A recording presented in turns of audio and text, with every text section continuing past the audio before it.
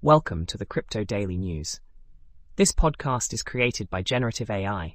Today is 11 October 2024, and we have a lineup of intriguing stories from the world of cryptocurrency and blockchain technology. Links to all stories can be found in the episode notes. SEC Chair Gary Gensler recently shared his skepticism about cryptocurrencies becoming a widely accepted form of payment. Speaking at NYU School of Law, he suggested that cryptocurrencies are more likely to be seen as stores of value rather than mediums of exchange. Gensler referenced historical economic principles, such as Gresham's law, to argue that nations prefer a single currency for stability. He also highlighted the prevalence of fraud in the crypto industry and defended the SEC's strict enforcement actions. Gensler refrained from commenting on how the upcoming presidential election might affect the SEC. Uniswap Labs has launched Unichain, a new Ethereum Layer 2 solution aimed at enhancing decentralized finance capabilities. This superchain promises to address high transaction costs and slow processing times, reducing costs by 95% compared to Ethereum's Layer 1. Unichain will feature 1-second block times and plans for near-instant transactions, improving user experience. The platform supports seamless multi-chain swapping and is backed by partnerships with OP Labs. Developers are encouraged to engage with the platform, with the mainnet expected to launch later this year. Andrew Kang recently discussed the crypto market's reaction to Federal Reserve rate cuts and Chinese stimulus measures. He argues that these factors' impact on crypto prices is overstated, noting a lack of correlation between Bitcoin's price surge and interest rates. Kang points out that equities are more closely tied to interest rates, and that Chinese stimulus has benefited stocks more than crypto. Despite this, he remains optimistic about the crypto market, predicting a Bitcoin price range of $50,000 to $72,000. Stripe has reintroduced its cryptocurrency payment feature, allowing businesses in over 150 countries to accept stablecoins like USDC.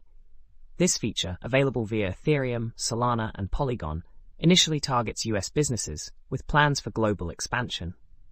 Jeff Weinstein humorously noted the feature's delayed launch, and a live demo is available on Stripe's website. This move marks a significant step in integrating cryptocurrency into mainstream payment systems. The ENS team has announced the ENSv2 Project Plan, aiming to extend their service to Layer 2 networks. This initiative seeks to improve scalability and accessibility as Web3 technology becomes more mainstream. ENS has partnered with GoDaddy to integrate DNS domains with the ENS ecosystem, enhancing usability. Recent updates to the ENS app focus on clarity regarding ownership in a trustless environment. These developments reflect ENS's commitment to evolving its services for the decentralized internet. Antonio Giuliano, founder of dYdX, has transitioned from CEO to president of dYdX Trading Inc., focusing on a long-term vision for decentralized finance. He suggests crypto builders consider stepping back from serving US customers due to regulatory challenges, advocating for innovation overseas.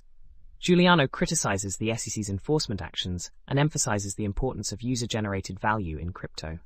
His insights reflect a strategic pivot for dYdX amidst a challenging US regulatory landscape. Ubisoft is set to launch its first crypto video game, Champions Tactics, on October 23, 2024.